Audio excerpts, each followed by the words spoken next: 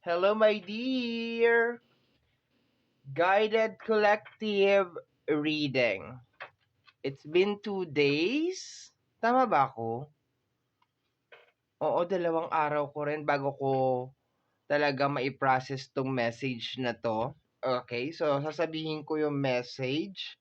Actually, kahit 2 araw na yung lumipas, like hindi ko pa rin talaga siya masyadong maintindihan. Pero sige, I will try to interpret or to translate yung message as much as possible. And ika-clarify na lang natin siya using yung ating mga cards over here. So, noong first day, ang nakuha ko na message, it's more on the belief system. Okay? It's more on kung ano yung mga bagay na parang pinaniniwalaan mo na hindi naman talaga sa'yo. Okay? Yun yung unang araw. Yung para bang minsan meron kang kinakatakutan pero hindi mo naman alam kung bakit mo talaga siya kinakatakutan. Yun yung nakuha ko nung unang-unang araw. Okay, nung unang araw. Ngayon, ang nakuha ko ngayong araw na to is energy na parang they put a lot of effort na maitanim yung energy na yun sa'yo. Like, ibig sabihin, kaya you started questioning kung bakit ko pinaniniwalaan tong bagay na to or kung bakit ko kinakatakutan tong bagay na to because nalalaman na ng self-conscious mind mo o ng iyong inner self na itong pakiramdam na ito is hindi nagla-line up sa'yo. Na supposed to be, it's like, alien yung pakiramdam na yon na bakit ako natatakot sa ganito, bakit ganito, bakit ganyan.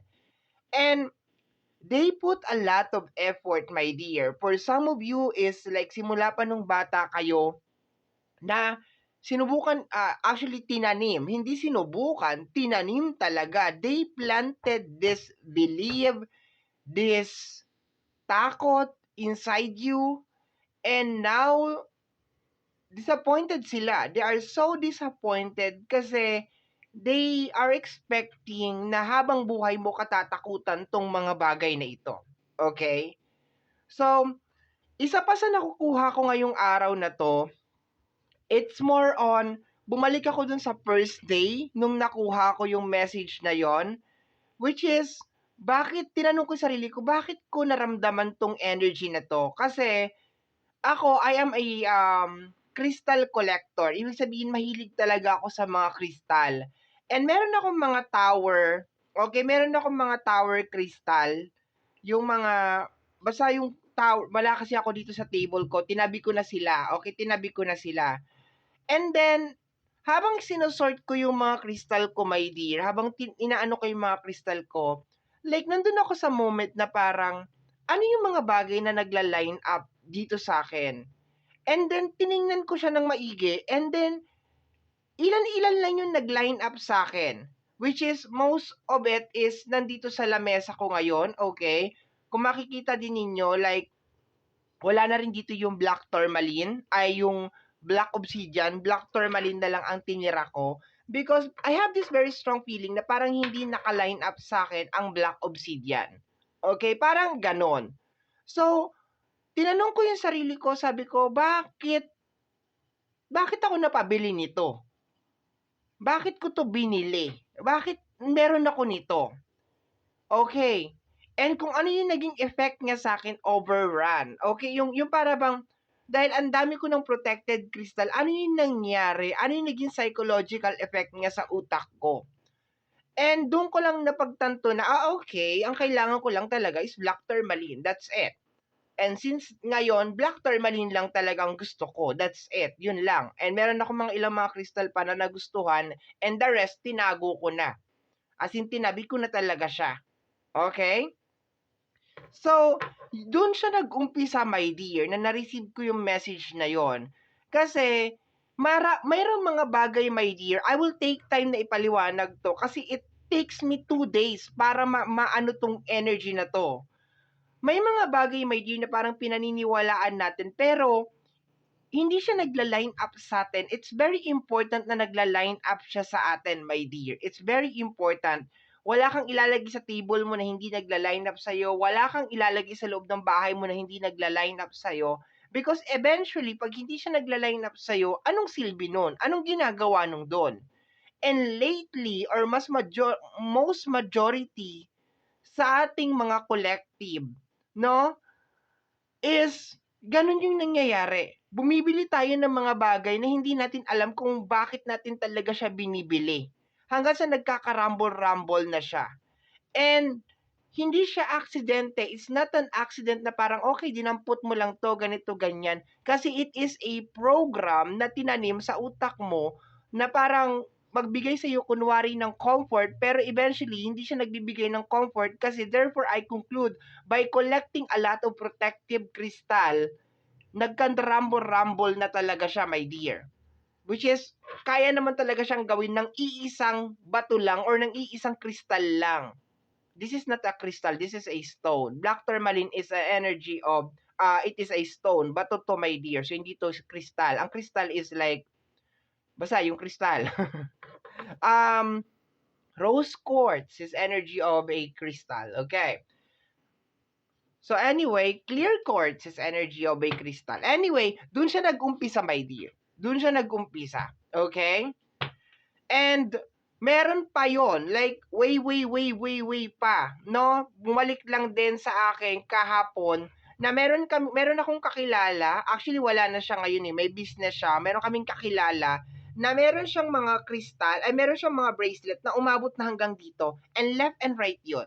Like left and right dito, and then sa kabila, like umabot na yung bracelet niya hanggang dito. Like, samot-saring bracelet na talaga yon. As in, like, samot-saring mga gemstone, protected and everything, mga piyaw and so on and so forth. And wala naman akong against doon. Pero kung yun ay nagla-line up sa kanya and then go for it. Pero kung yun ay magpapa-remix lang ng kanyang bituka, and so therefore, kailangan niyang baguhin yun and kailangan niya i-change yun. Kasi, ang iisang protected na item, okay na yun. Okay? So anyway, yun lang, napakwento lang ako ng very slight. Okay, so they are like, sa sobrang daming effort nilang ginawa para maitanim yun, my dear, sa utak mo, you finally like break the code na parang, okay, hindi ko naman pala kailangan lahat tong mga bagay na to, or bakit hindi ko naman talaga dapat katakutan tong mga bagay na ito. Yung parang something like that, okay? Anyway, clarify na natin siya gamit yung ating tarot card. Ang haba ba ng paliwanag ko? Pasensya na, my dear, kasi lately, yung mga message na nare-receive ko is nagiging weird. Like, maski ako hindi ko siya maintindihan, siguro dahil nandun na ako sa process na parang, nandun na, alam mo yun, nandun na ako sa process ng buhay ko na parang alam ko na kung ano yung gusto ko at kung ano yung ayaw ko. Although, yes, pagdating doon sa crystal, like, okay. Pero, kaya siguro nag-i-exist yung crystal dito sa buhay ko is because, like, naka-display siya. Like, okay. And sa akin, ang naging impact noon is like, wag ka magdi-display ng mga bagay. Kasi anong nangyayari sa akin is like, people pleasing. Parang ganon. Like, gusto ko ipakita sa mga tao dahil nasa social media ako na, ay okay, marami akong crystal, ganito, ganyan, blah, blah, blah. Pero hindi na talaga siya nagla-line up sa akin. Parang ganon. Okay? Kaya nakita mo, kung ano yung nasa table ko ngayon, ito yung mga bagay na meron talagang meaning sa akin. And of course, di ko siya ipapaliwanag sa inyo kasi dapat may meaning lang siya sa akin. Bakit sa inyo? 'Di ba? Okay, anyway, let's go tayo, my dear. Clarify natin siya. Yun ang naging impact sa akin. Huwag ka magdi-display, huwag ka magpapasok ng kahit ano sa bahay mo nang hindi nagla-line up sa'yo. Do not wear anything na hindi nagla-line up sa'yo. Yun ang naging impact sa akin. Okay, anyway. Let me see, my dear, paki-clarify po, additional message po doon sa na-receive namin na message. Okay? Lately, nagiging weird yung mga message as in, like super, oh no, the devil card. The trickster, the master manipulator. This is you, darling. Ikaw ito. Okay. So, clarify ko pa tong devil ayoko siyang husgahan. Kasi sometimes tayo lang din naman talaga yung may devil. Okay, ayoko siyang husgahan. I don't wanna judge you. Okay, go. Let me see. Ikaw talaga yung pinakauna. Dami ng mga card. Okay, the Ace of Pentacles. Okay. I can feel some distraction over here para may stock. It's more on a stock. Kasi ang Ace of Pentacles, my dear, is energy of opportunities. Okay? This is energy of opportunities, pera, new beginnings. And napag-usapan natin is more on purchasing or buying things. Okay? It's more on buying things, purchasing na hindi naman talaga nagla-line up sa'yo. Nagsasayang ka lang ng pera. Okay? And eto yon, this is the clear card, my dear, na nagsasabi na parang bago mo bilhin, bago mo ipasok sa bahay mo, kailangan nagla-line up talaga sa'yo. Kasi kung bibilihin mo lang yan dahil trending, bibilihin mo lang yan kasi meron kang gustong ipakita sa mga tao, so therefore, mai-stack ka. Although, yes, yung energy na yun is super plain and innocent and parang okay, wala, nagkamali na naman ako ng desisyon. Pero yung decision na yun, my dear, yun ang pwedeng magpa-stuck sa'yo sa current situation mo na yan kasi nagsasayang ka ng pera. Rather than putting your money sa bagay na talagang makakapag-improve sa'yo and makakapag-promote sa'yo ng kung ano man dapat na i-promote sa'yo, ang ginagawa mo is you're spending it on things na hindi naman dapat. And kagaya nga na sinasabi ko, my dear, yes, it look like innocent, okay, like super innocent kasi okay, nagkamali lang naman akong biniling damit, okay, nagkapali lang, wrong size lang naman, pero meron yung something na ginagawa sa utak mo. Meron yung something na ginagawa sa utak mo, my dear, and hindi ko na siya, gusto ko siyang ipaliwanag pero lalo tayo magtatagal, okay? It's more on like, stay away from temptation. Yun lang. Okay, mamaya maghahanap ako ng mga verses, okay, kasi mahilig ako magbasa ng mga verses from Bible na may kinalaman sa temptation. Okay, anyway. Okay, let's go tayo. It's like, kung makikita mo rin tong energy ng Ace of Pentacles, it's look like parang yung mga nakikita mo na mga advertisement, mga advertise, okay, na parang, eto, kailangan mo to. Like, iniisip mo na lang na parang, kailangan ko ba talaga? You need to stop and kailangan mo isipin, my dear, like, kailangan ko ba talaga? Like, badly needed ko ba talaga tong bagay na ito? Or dahil ginagamit ni ganitong artista or ginagamit ni ganitong influencer? Something like that, okay? So, or meron lang akong gustong patunayan sa ibang tao na parang, para masabi nila na I am already successful, that I am already, like, I have the power, and so on and so forth. Kasi kagaya nga ng sinabi ko sa iyo kanina, yung paglalagay ko ng mga crystal, my dear, sa table ko lately is hindi na siya out of my belief. Naglalagay na ako ng mga crystal sa table ko because of I want to people please. Gusto kong, kasi meron parang stigma kasi, my dear, ang paglalagay ng crystal sa table na or pagkakaroon ng crystal na parang, oh, okay, parang there is something, parang there is a hidden knowledge pag meron siyang ganon. Like, pero honestly, almost majority na nagko-collect ng mga crystal, hindi nila talaga alam kung paano talaga nila gagamitin yung mga crystal nila or kanilang mga stone or something like that, 'di ba? Or kung meron man sila mga religious artifact, like madalas nandyan lang yan, naka-display lang yan, hindi man lang nalilinisan, hindi man lang naaalayan ng kandila or hindi man lang na-offer ng prayer or something. Basta nandyan lang siya, 'di ba? Pero we need to put something sa bahay natin and we need to do kung ano yung dapat nating gawin diyan. Kung meron kang religious artifact, you need to pray over with that. 'Di ba? Ask guidance, 'di ba? Gano'n, hindi siya yung parang gagawin mo lang kasi parang palamuti lang siya or something.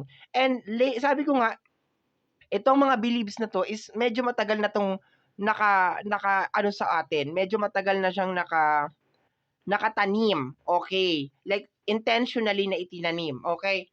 Gaano nakatagal? 14 minutes. Okay, I'm very, very sorry, my dear. Actually, pinag-iisipan ko kung gagawin ko ba 'to or hindi. Okay, eto daw. We have here the energy of the Hierophant. Okay, Hierophant is, normally this is more on, yes, spiritual awakening to. Kasi High Priestess is connected sa energy ng spiritual awakening. Pero mostly, kung i-ano natin, isa-separate natin si High Priestess at saka si Hierophant, okay? Si, High Priestess and the Hierophant, meron silang mga placement, okay? Ang tawag ko sa kanila is the red pill and the blue pill. Okay? And it's very important kung ano yung kinukonsume mo. Okay? And based dito sa reading na to, you are consuming the red pill. Okay? Which is may kinalaman sa ibabaw ng mundo. May kinalaman sa material things. May kinalaman sa kung ano may... And yes, kailangan nating i-balance, my dear, between the red pill and the blue pill, which is between kay Hierophant and kay High Priestess. But don't overdo it. Don't overdo it, my dear, pagdating, my dear, kay Hierophant, especially kay Hierophant. Okay, especially kay Hierophant, you need to like take it moderately. Okay? Kasi si Hierophant, siya lahat yan. Lahat na may kinalaman sa ibabaw ng mundo, siya lahat yan. Yan ang pagkakaintindi ko sa kanya, my dear. Okay, lahat. Lahat. Like, everything. Like the government, the religion, and everything. So on and so forth. Material. Lahat, my dear, na kay Hierophant yan. Kaya nga yan ikinonect kay Taurus eh. Okay? Kaya nga yan kinonect kay Taurus. And kung mapapansin mo, yung ating, yes, this is energy ni Capricorn. Okay? Yung nasa table natin is lahat sila earth sign. This is energy ni Capricorn, this is energy ni Taurus. Ace of Pentacles is energy ng earth sign, so it's more on material. So yung reading natin is more on consuming. Kung ano yung kinukonsume mo araw-araw, kung ano yung dinadala mo sa lamesa mo, what you take home, what you bring. Okay. And lately, nagkakaroon ng, although wala pa dito sa clarification, pero based dun sa na-receive ko na energy, lately nagkakaroon ng glitch. Nagkakaroon ng snap doon sa prenogram, my dear, na, teka nga, gusto lumabas ng pusa. Wait lang. Sige, nalabas ka na.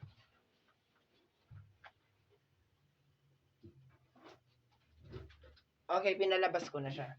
Nagkakaroon ng snap or ng glitch sa system.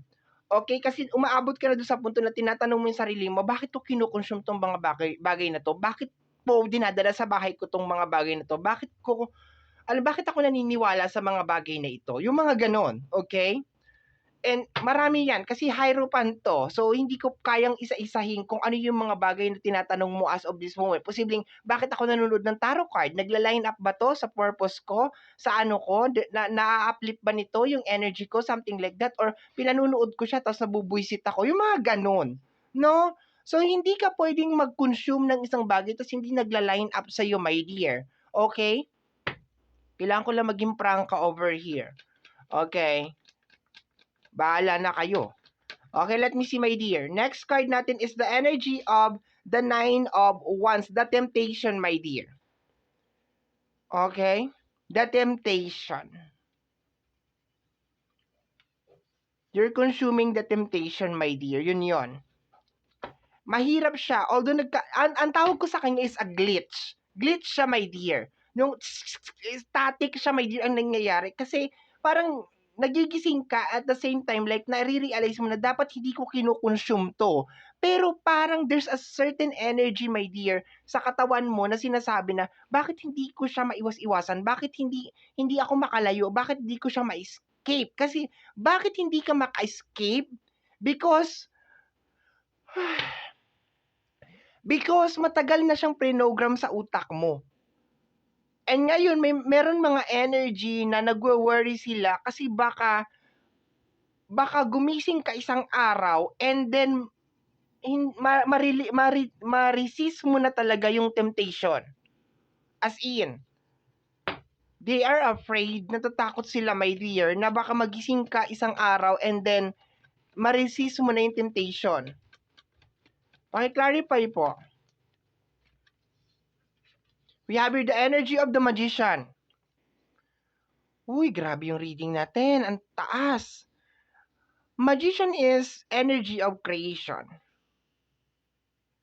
Alam mo yung nakukuha ko dito is more on a distraction talaga, my dear.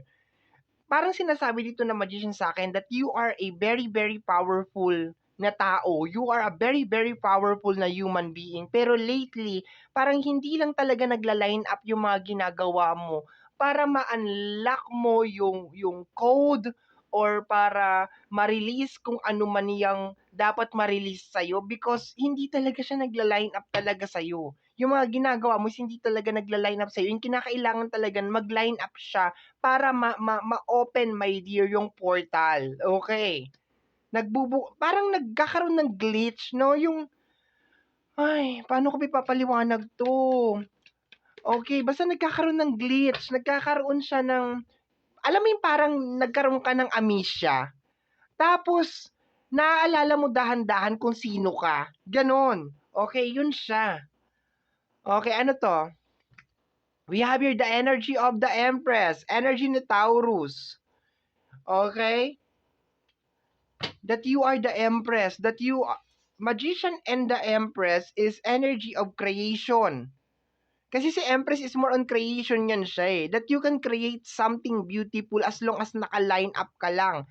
And ngayon ko na dahan-dahan naiintindihan, my dear, kung bakit pinasok sa'yo tong bagay na to. Kasi isipin mo, bakit ipapasok nila sa akin to? Sino ba ako?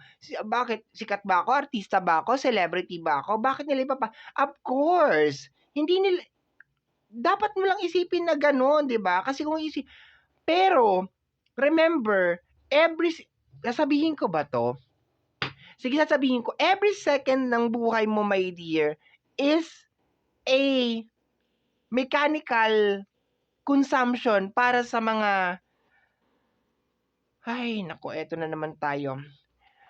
My dear, ang nangyayari kasi sa mundo is merong kinakailangan mag-operate ng makina. Ganun lang yon.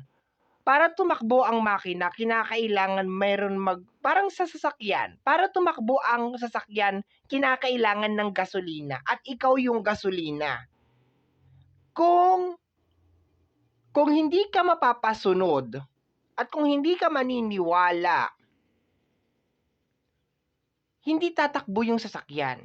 At hindi makakaalis yung sasakyan doon sa lugar niya. At yung mga taong nakasakay doon sa sasakyan, hindi sila makakarating sa patutunguhan nila. Let us just put it this way. Yung karwahe at saka yung kabayo. Sa kalesa, merong 3 parts. 3 parts ba? Yung kalesa mismo, yung kabayo, at saka yung nagmamaneho o yung nakasakay. Okay, 3 parts na lang. Huwag na natin sabihin na ganito, ganyan. Basta 3 parts lang. Yung kalesa, yung kabayo, at saka yung nagmamaneho. Okay. So, doon sa 3 parts na yon, okay,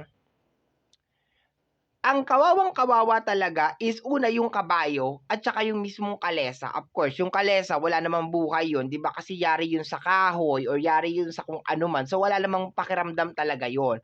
Pero kung ilalagay natin sa mundo natin bilang isang tao, ang nakakaramdam ng pagod or ng impact talaga is yung kabayo at saka yung mismong kaha, yung mismong kalesa. Okay.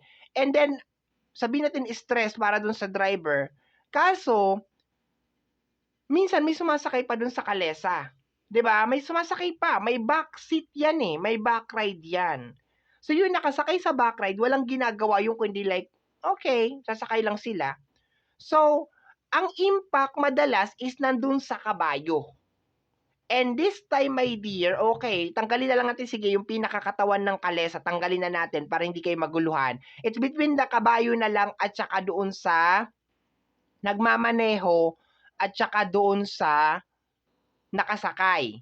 Okay. So, sa tatlo na lang na yon, tanggalin natin yung katawan para hindi kayo maguluhan. Lahat ng ilalagay natin is merong buhay.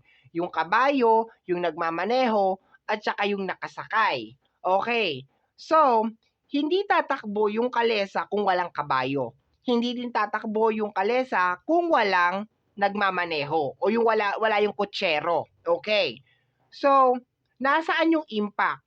Alangan sabihin natin doon sa sumakay, 'di ba? So, wala doon sa sumakay. Normally, nakaupo lang niya siya doon sa likod, naka-relax lang, sitting pretty, and ang impact is pinaka-moderate is nandoon sa kutsero. Kasi syempre, siya yung nag-i-steer, siya yung kung saan pupunta yung direction, siya yung iiwas dun sa mga lubak and so on and so forth. So may konting stress din sa kanya.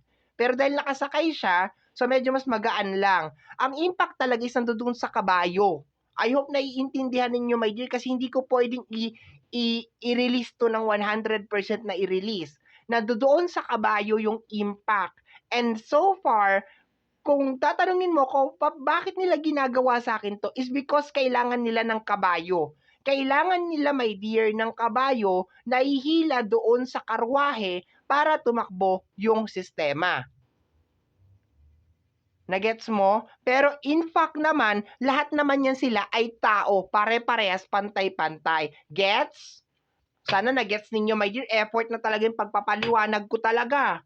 Ay nako, hindi ko siya pwedeng ipaliwanag ng direktang-direkta, my dear, kasi nako, malilintikan tayo. Okay, so anyway, let's go tayo. So ayan na yung nangyayari, my dear, nagkakaroon ng glitch. Naaalala mo, habang tumatakbo yung karwahe, habang tumatakbo, naaalala mo, teka, dapat ako din yung nakasakay dun sa likod Parang ganon. Okay, anyway, let's go na tayo, move forward na tayo, my dear. Hala, sana maintindihan nyo itong sinasabi ko. Let's go. Sabagay, this is a collective reading, my dear. Kung hindi mo to maintindihan ngayon, hindi talaga to para sa'yo. Please, wag mong ipilit.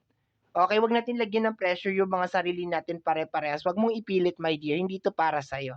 Kung hindi to para sa'yo, hindi to para sa'yo. Kasi sa unahan pa lang ng video na to, maiintindihan na nung tao na para sa kanya tong video na to. Okay? Let me see. Ang pinaka-concern ko ba is kung maiintindihan ako or madideliver ko yung salita ay yung message ng, I think, hindi yung maiintindihan ako kung madideliver ko ba yung salita. Okay, yon. Anyway, what is this?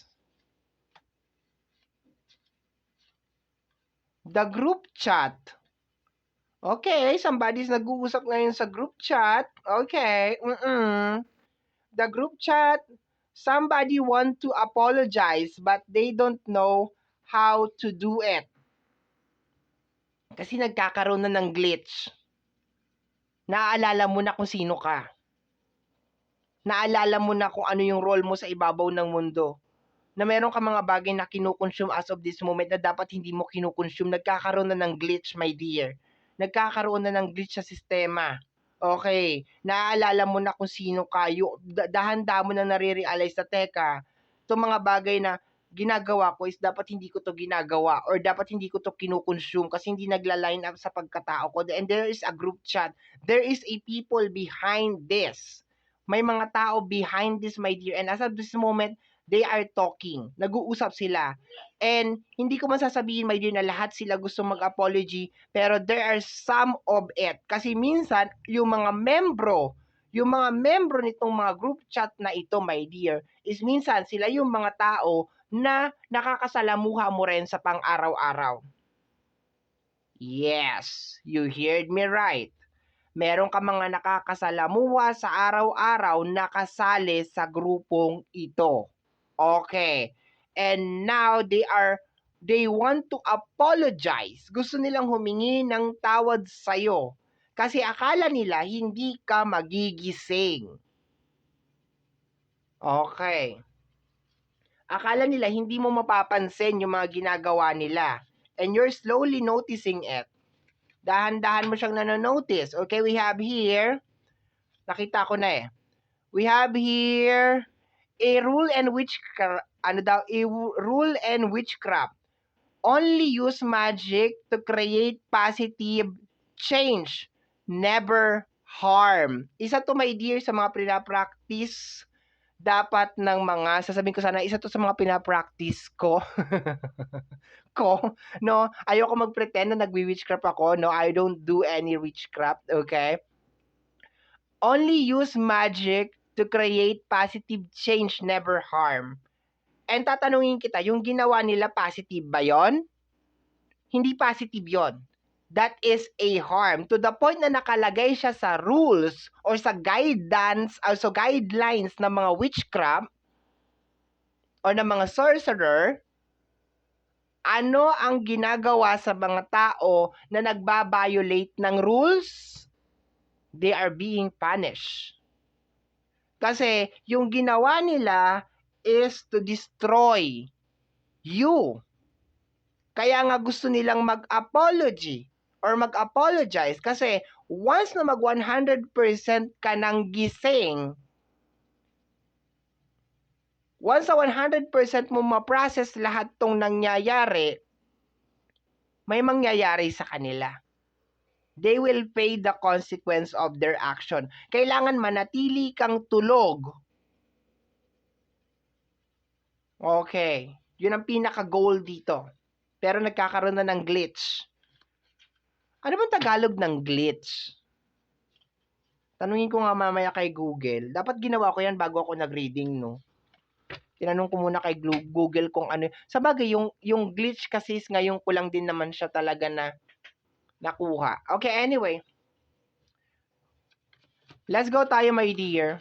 Last 3 cards. Gano'n na ba kahaba to? Pasensya na, my dear, kung mahaba ha. Sabagay. Para sa mga, ano lang naman talaga ito. They hold your focus. Ay, talaga naman. They hold your focus, pulling you into a pointless direction. Yun na nga yung ginagawa, my dear. Nilalagay ka nila sa iba't iba. Like, yun sa Devil pa lang at saka ng Ace of Pentacles, nandun na siya. And sa energy ng Hierophant at saka ng Nine of Wands, yung typical na parang hindi mo mapaliwanag, bakit hinahanap-hanap ko siya? Bakit alam kong hindi maganda para sa akin, pero bakit hinahanap ko siya? And ang reason kasi dun, my dear, is ang hirap i-break ng isang habit na matagal mo nang nakasanayan. Lalo na simula pa nung bata ka pa, nakaano na to sa utak mo, nakabaon na sa utak mo, and all of a sudden, bigla ka magigising. And then, mag-e-expect ka, my dear, na parang sa isang pitik lang, parang back to normal, parang ganon, okay? Parang sa mga ano yan eh, basta yun na yun, ayoko na magpaliwanag, hahaba na naman to ulit. Okay, let me see. Ayan na, my dear, oh. They hold your focus, pulling you into a pointless direction. Paulit-ulit lang yung nangyayari. Hindi ka nakakaalis doon. Paulit-ulit lang yung nangyayari. Okay? Let me see, my dear. Last 2 cards.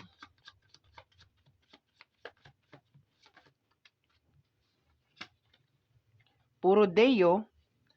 Okay. They are angry at you because you are speaking the truth.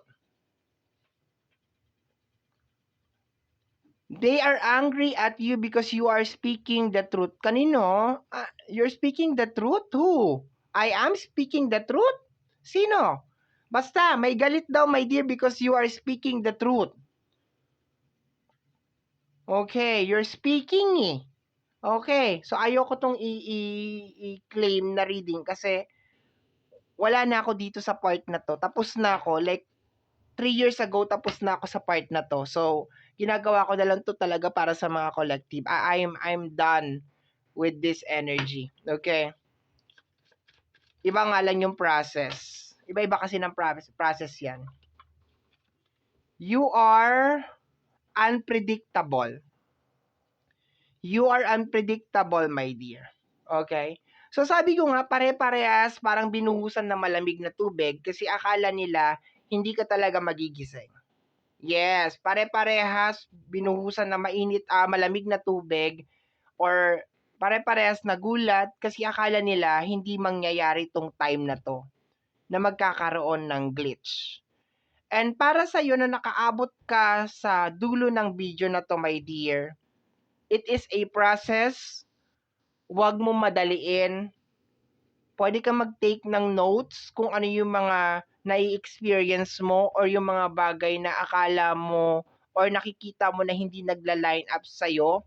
Just a reminder. Kasi ang nangyayari dyan, my dear, ang mangyayari dyan sa mga unang chapter, based on my experience, my dear, sa mga unang yugto ng awakening mo, meron kang mga makikita na kinabukasan makakalimutan mo na ulit. So it's better to take down notes. Okay, kung ano yung mga bagay na yon, kailangan i-take down notes mo siya and basahin mo ng basahin. And at the same time, hindi mo lang siya babasahin kasi ayaw naman natin mag-promote din ng program sa utak natin. You do some research. Matrabaho talaga to, my dear. Okay? Kaya yung tinatawag nila ng awakening or wake-up call, hindi lang siya yung basta na parang tutubuan ka ng third eye sa gitna ng mata mo and something like that. No, it is a trabaho. It is a work. It's more on searching for the truth and lining up yourself according to your divine purpose. Yun siya, my dear. Okay? Lining yourself into divine purpose. Okay? Isa example dito. For example, ha? Mag-example pa ba ako? Wag na, hahaba na lang to, my dearie. Ayoko na. At saka ayoko mag-over say ng mga bagay-bagay. Although gustong-gusto ko talagang magsabi na ng mga bagay-bagay, pero there is a certain rules then, my dear. Ang certain rules kasi is like tutulungan mo lang na magising ang isang bagay, ang isang tao, pero hindi mo siya pipilitin na kumbaga kung ano yung nangyari sa'yo ay gano'n din yung mangyayari sa kanya. So parang bibigyan mo lang siya ng konting head start. Parang gano'n. Like you will just give this person a konting head start pero you will not actually apply, 'di ba, yung mismong experience mo na yun sa tao na yun kasi tayo ay iba-iba tayo ng experience. Anyway, my dear, I have to go. Masyado nang mahaba tong reading na to. Ayan, so my dear, yan po ang nakolect natin para sa araw na ito. I hope, my dear, na nagustuhan mo or sana, my dear, ang tanging hiling at dasal ko lamang po sa ating Bumay Kapal na ang mga readings ko ay nakakatulong po sana sa ating lahat. Ayan, my dear, maraming salamat po. Ingat po palagi and God bless. Take care always. Bye-bye, my dear. Thank you, thank you.